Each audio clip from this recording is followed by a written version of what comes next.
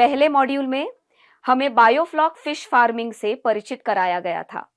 अब देखते हैं कि बायोफ्लॉक तकनीक का उपयोग करते हुए मछली पालन का व्यवसाय करते समय किन किन पूर्व तैयारियों की आवश्यकता होती है। बायोफ्लॉक में बड़ी जगह, खेत या तालाब, वित्तीय निवेश की आवश्यकता नहीं होती। इसलिए यह व्यवसाय घर के पिछवाड़े में, खेत में या घर की छत पर भी किया जा सकता है। इस तकनीक को इस्तेमाल करने के लिए किसी विशेष शैक्षणिक योग्यता की आवश्यकता नहीं है। इस तकनीक को कोई भी आसानी से समझ सकता है और इस्तेमाल भी कर सकता है।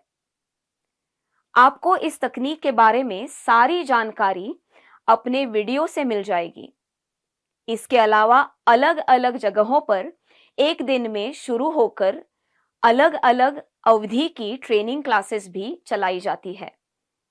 आइए पहले समझते हैं कि वास्तविक उत्पादन के लिए क्या आवश्यक है। Biofloc unit tank. बायोफ्लॉक एक गोल प्लास्टिक टैंक में या प्लास्टिक पेपर से ढके फार्म फ्लोर में किया जा सकता है। प्लास्टिक की गोल टंकिया का उपयोग बढ़ रहा है क्योंकि खेत और तालाब में पानी की गुणवत्ता को बनाए रखना मुश्किल हो जाता है और इसलिए मछली की वृद्धि, हार्वेस्टिंग आदि का रिकॉर्ड रखना मुश्किल हो जाता है। प्लास्टिक टैंक विभिन्न क्षमताओं 5000 लीटर से 30,000 लीटर में उपलब्ध है। चूंकि 10,000 लीटर का एक टैंक लगभग 12 फीट परिधि में होता है, इसलिए एक टैंक के लिए 120 से 150 वर्ग या स्क्वायर फीट जमीन की आवश्यकता होती है। व्यवसाय शुरू करते समय कम से कम 10,000 लीटर क्षमता के एक या दो टैंक का निर्माण करके बायोफ्लॉक मछली पालन शुरू किया जा सकता है। प्लास्टिक गोल टैंक संरचना का निर्माण करते समय एक ठोस निर्माण की आवश्यकता नहीं होती। टैंक खेत के उच्चतम भाग पर होना चाहिए। बरसात के मौसम में पानी नहीं बहेगा। इसी प्रकार सड़क, बिजली, पानी आदि की सुविधाएं बायोफ्लॉक यूनिट के निकट होनी चाहिए। टैंक का निर्माण कैसे करें, इसे हम आगे एक वीडियो में देखेंगे। हवा के लिए जलवाहक। ऑक्सीजन हर जीवित प्राणी के लिए जरूरी है। मछली पानी में घुले हुए ऑक्सीजन का उपयोग करती है।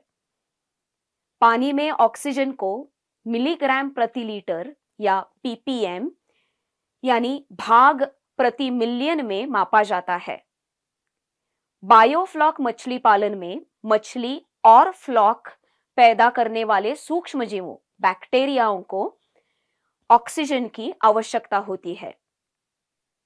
बैक्टीरिया की संख्या जितनी अधिक होगी, उतनी ही अधिक ऑक्सीजन वे स्वाभाविक रूप से उपयोग करेंगे। इसलिए मछली या तो कम बढ़ेगी या मर जाएगी।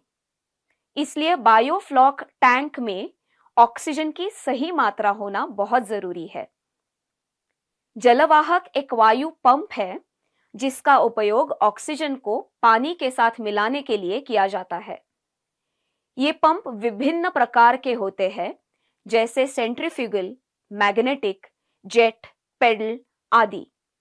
टैंक की गहराई कम होने के कारण बायोफ्लॉक तरीके से मछली पैदा करने के लिए मुख्य रूप से केंद्रापसारक सेंट्रीफ्यूगल पंप या चुंबकीय वायुमान का उपयोग करते हैं।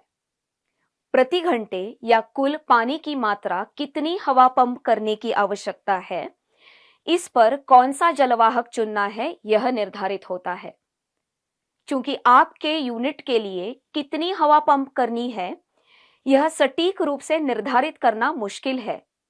इसके कारण जलवाहक की क्षमता जिन बातों पर निर्भर होती है, ऐसे कुछ बिंदुओं की तरफ हम ध्यान देते हैं, जैसे कि मछली का प्रकार, टैंक की क्षमता और गहराई, पानी का तापमान इत्यादि। मिसाल के तौर पर मछली की तिलापिया प्रजाति के बारे में जानते हैं।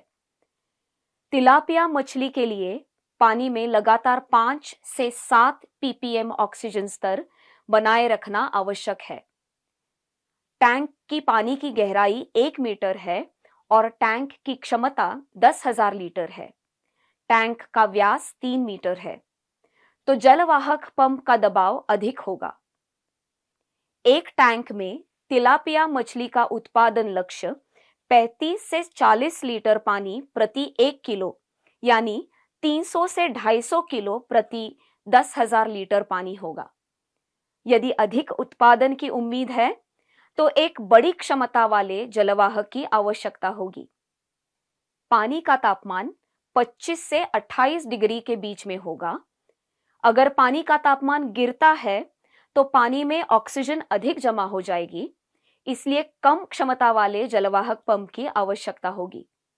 लेकिन बायोफ्लॉक मछली और बैक्टीरिया के विकास के लिए 25 से 28 डिग्री तापमान आवश्यक है। बायोफ्लॉक बैक्टीरिया का ढेल 40 मिली प्रति 1 लीटर पानी की दर से स्थिर होना चाहिए। पानी में ऑक्सीजन मिलाने के लिए मध्यम आकार के बुलबुले बनाने चाहिए। इसके लिए बहुत महीन छेद वाले प्लास्टिक डिफ्यूजर या ट्यूब का इस्तेमाल किया जाता है। इन सारी बातों को ध्यान में रखते हुए ऐसी बायोफ्लॉक यूनिट के लिए 0.5 हॉर्स पावर का सेंट्रीफ्यूगल पंप और 2 मीटर डिफ्यूजर डक्ट का उपयोग किया जा सकता है।